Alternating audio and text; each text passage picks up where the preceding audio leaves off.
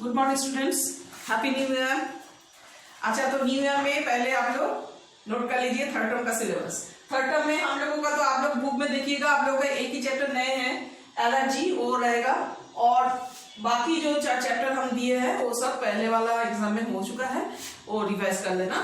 Chapter 2 kingdom classification 1, chapter 3 kingdom classification 2, number 5 chapter जो है excretory system, number 6 chapter जो है nervous system, and 7 chapter allergy. ये 5 chapter आप लोगों का थर्ड टर्म के लिए पढ़ना है। उनमें से ये जो है वो नए हैं जो आज हम लोग शुरू कर रहे हैं।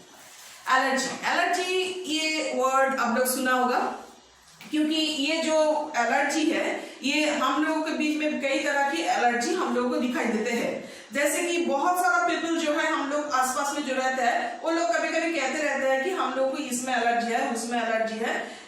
जैसे कि वेदर में या वेदर चेंजेस के साथ उसका एलर्जी हो सकता है, फ्लावर्स के साथ, फ्लावर्स या कुछ स्मेल करने में उसको एलर्जी हो सकता है, कुछ चीज खाने से उसका एलर्जी हो सकता है। ये सब हम लोग सुने हैं।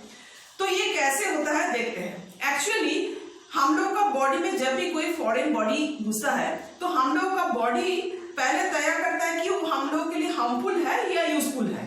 अगर हार्मफुल है तो हम लोग का बॉडी उसको एंटीबॉडी से भगाना का कोशिश करता है, मतलब कि वो हम लोग का बॉडी में उसको रहने नहीं देता है। लेकिन कभी कभी ऐसा होता है कि हम लोग का बॉडी के अंदर एक चीज घुसे जो कि यूजुअली हार्मफुल नहीं है, लेकिन वो गलती से इनको भगाने का कोशिश करता है। तब ये फाइटिंग में हम लोगों का कुछ प्रॉब्लम अराइज करता है, हम लोगों का बॉडी में उसका कुछ इफेक्ट दिखाई देता है जिसको एलर्जी कहते हैं। ठीक है, जैसे कि देखिए, मानिए कि एक पॉलन ग्रेन्स आप लोग जानते हैं हवा के साथ वो इधर उधर घूमते हैं। वो अगर हम लोग का बॉडी के अंदर, मतलब हम लोग जब सांस लेते हैं और सांस के हवा के साथ वो अंदर घुस जाए तो पॉलन ग्रेन्स हम लोग का बॉडी में ऐसे कोई खास प्रॉब्लम नहीं क्रिएट कर सकते। लेकिन अगर हम लोग का बॉडी का इम्यून सिस्टम जो है वो उसको खतरनाक समझे तो उसके साथ वो शुरू कर देता है कोई रिएक्शन, जिससे कि हम लोग का बॉडी में उसका कुछ एक्शन दिखाई देते हैं, तो इसको कहते हैं एलर्जी। अब जो अंदर में घुसते हैं हम लोग का बॉडी में उसको कहते हैं एंटीजन। और ये जो एंटीजन, कोई भी चीज हम लोग का बॉडी में अगर घुसेगा ऐसे तो उसको कहते हैं एंटीजन। और अगर वो एंटीजन हम लोग का बॉडी के अंदर जाने के बाद ऐसा ही रिएक्शन होता है, कुछ उल्टा पुल्टा रिएक्शन हो जाता है, दिखाते हैं, तो उसको कहते हैं एलर्जेंस, जिससे एलर्जी पैदा होते हैं। ठीक है, लेकिन ये सबके लिए वो नहीं होता है। आपके लिए मान लीजिए कि किसी में एलर्जी होता है, आपके बॉडी में वो एक्शन होता है, लेकिन ऐसा नहीं है कि वो हम लोग का बॉडी में भी होगा, ऐसा नहीं है, किसी एक आदमी के बॉडी में हो सकता है।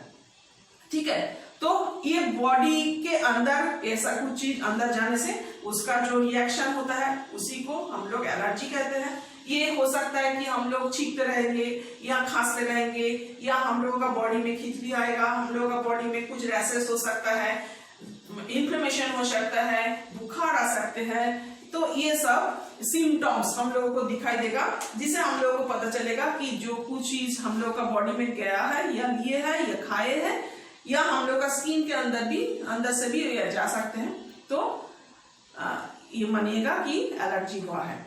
तो एलर्जी का जो खास बात ये है, इसका कोई दवाई नहीं है, हम लोगों का ये चीज से दूर रहना पड़ेगा। अगर किसी की एक चीज से एलर्जी हो तो उसके लिए ऐसा कोई दवाई नहीं है कि वो दवाई लेने से हम लोग एलर्जी नहीं होगा, हम लोगों को वो चीज से दूर रहना पड़ेगा। मानिए कि जिसका कोई फूड से, मतलब होता है कि ऐसा फ्रूट्स खाने से हम लोग को बॉडी में एलर्जी दिखाई देता है, तो वो फ्रूट बिल्कुल खाना नहीं है जिंदगी भर, जब भी खाएंगे तब भी एलर्जी होगा। कभी कभी देखे है कि एग खाने से हम लोग को एलर्जी हो सकता है, प्रॉन खाने से एलर्जी हो सकता है, तो ये सब चीज अवॉइड करना है। किसी को देखिएगा डस्ट में एलर्जी होता है, ज्यादा डस्ट एयर में रहने से उसको छींकना शुरू हो जाता है, या सीजन चेंज के टाइम में छींकना, तब ये, लेकिन कोई दवाई नहीं है इसका, ये होते रहेंगे। और इससे बचने के लिए हम लोगों को इससे दूर रहना पड़ेगा।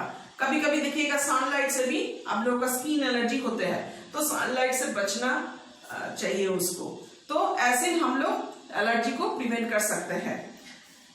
ओके, तो अभी हम लोग देखेंगे कि एलर्जेंस जो बोले हैं, जो कि ये एलर्जी के लिए जिम्मेदार है, ये किस टाइप का होता है? दो टाइप का होता है, एक है फूड एलर्जेंस, दूसरा है non food allergens. Food allergens मतलब फूड एलर्जी जिसे कहते हैं, जो कि हम लोग खाने के साथ लेते हैं कोई कुछ टाइप ऑफ फूड जो खाने से हम लोगों का मतलब किसी आदमी को एलर्जी होता है तो एलर्जी रिएक्शन दिखाई देता है, उसको कहते हैं फूड एलर्जेंस।